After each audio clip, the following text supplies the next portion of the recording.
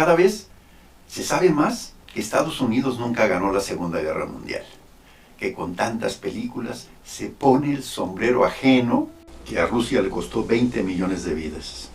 Estados Unidos, al ver a Rusia vencer a los nazis, vio en Rusia a la amenaza a la que quería intimidar. Estados Unidos tenía que mostrar su poder destructivo antes que Japón se fuera a rendir, porque ya estaba a punto de rendirse, por lo que se apuró a arrojarles 2 bombas nucleares a 2 ciudades indefensas y a amedrentar a la verdadera triunfante de la Segunda Guerra, Rusia. Y encumbrado como destructor supremo, autoproclamarse el policía del mundo.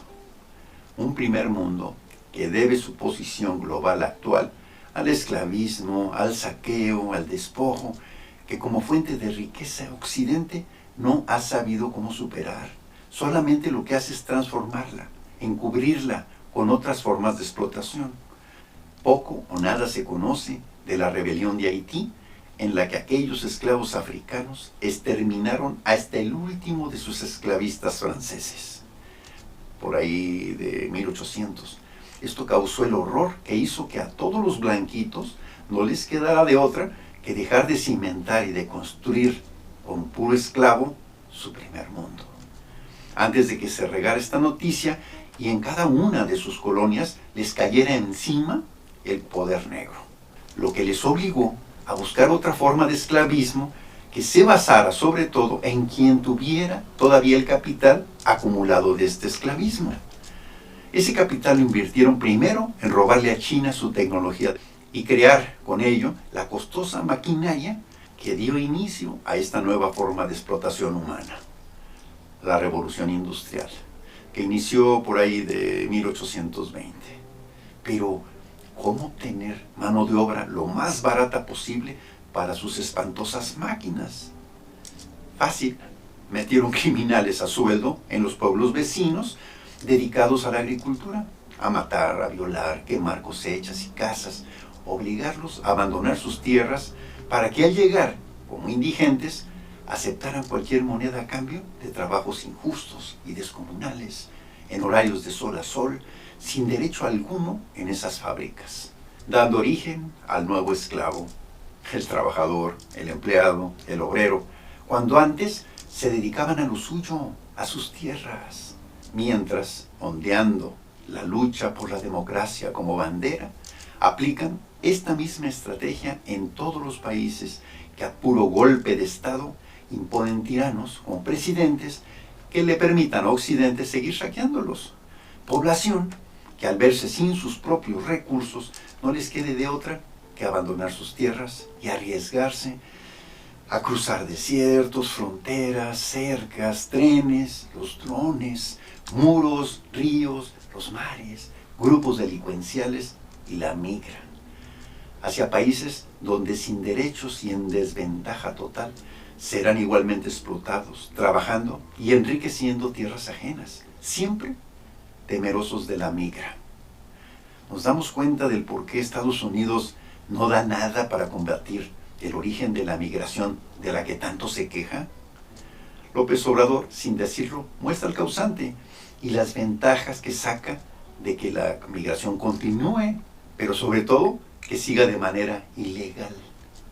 Porque recordemos que en los países donde comenzó esta forma de explotación, llamada revolución industrial, pues los trabajadores en sus luchas obreras ganaron derechos a través de los años, donde sus patrones tuvieron que suavizar sus prácticas casi esclavistas antes de verse aniquilados por sus propios trabajadores. Es una estira y afloja entre explotador y explotado, que es un terreno nada fértil para la creatividad y nuevas invenciones. El líder chino, Deng Xiaoping, estudió y corrigió los errores que el gobierno chino había cometido en el pasado y financió que estudiantes chinos fueran a otros países a aprender sus avances y analizar también, sobre todo, sus errores, como lo son las formas que sigue Occidente para abusar de sus trabajadores. O sea, encontrar un talón de Aquiles que pudieran usar en el futuro a su favor. Y esto es la traición constante que los grandes capitales occidentales hacen a su pueblo trabajador. Es divertido ver cómo la China milenaria, dirigida por Deng Xiaoping, cultiva la soberbia occidental, mostrándose subdesarrollado, sumiso, pobre, ignorante, ofreciéndose humilde a fabricarle a Occidente sus productos, con materia prima y mano de obra a precios tan bajos, casi ridículos, en comparación a la problemática y cara mano de obra de sus propios países.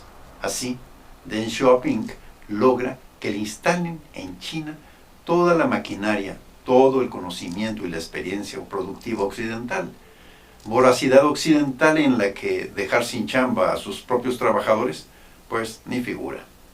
El jaque mate que China dio a Occidente fue cuando, ya teniendo todo instalado y absorbido todo lo que necesitaban saber, China fomenta entre los trabajadores chinos a que presionen por aumento de salario y prestaciones, mientras simula temor ante la amenaza de que Occidente se decida a retirarle a China la supervisión y el soporte tecnológico.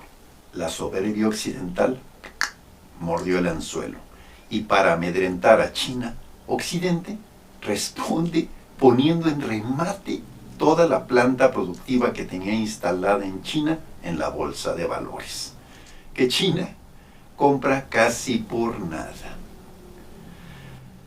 Así es como un viejo y sabio libera la fuerza productiva de su pueblo y juega con la adolescente soberbia occidental, ventajosa, desleal, prepotente y caprichosa, mientras, de forma paralela y muy cautelosamente, desarrolla sus capacidades armamentistas y nucleares, que disuadan de cualquier otra revancha u otras invasiones de Occidente. Hoy podemos ver entre los millones de productos chinos que hoy inundan los mercados, hay materias primas de las que cada cliente se hace responsable de las modificaciones que le hagan, ¿no? Y del uso final que le vayan a dar sus consumidores. Tal es el caso de los componentes del fentanilo. ¿Por qué no se hagan los gringos? Desde 1968, su propio Departamento de Salud fue el que directamente lo aprobó, lo recomendó y dio el permiso a ese agresivo marketing que hicieron, difundiéndolo entre médicos, entre universidades, en clínicas y hospitales, a este primer analgésico de fentanilo, el Oxycontin, que origina la adicción y la principal causa de muerte por sobredosis entre los norteamericanos. El gobierno de Estados Unidos sabe que así enriqueció brutalmente a la familia Sackler al aprobarles el Oxycontin, por lo que ni la tocan y ni la mencionan.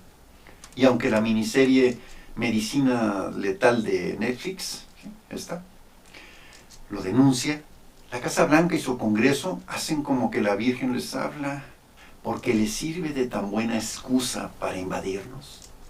Porque aunque China produzca sus componentes, pues con China no se meten. Y más si saben que desde las guerras del opio, pues todavía se la deben.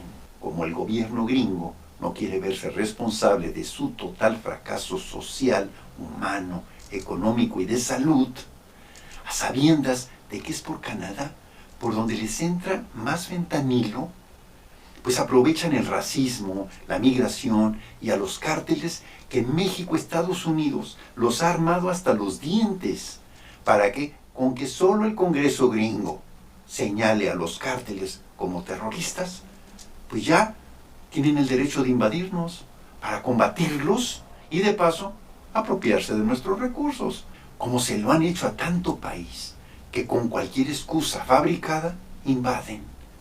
Es obvio que culpen a México del daño que el mismo gobierno gringo le hace a su propia gente.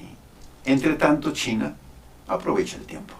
Lidera el mercado internacional desde baratijas hasta sofisticados inventos con chips, inteligencia artificial y equipos sorprendentemente pequeños, livianos, veloces y a precios tan accesibles que, a pesar de todas las sanciones y la publicidad que les echan en contra todo mundo quiere comprarlos. Ahora vamos por Rusia, el país más grande y con más recursos del planeta,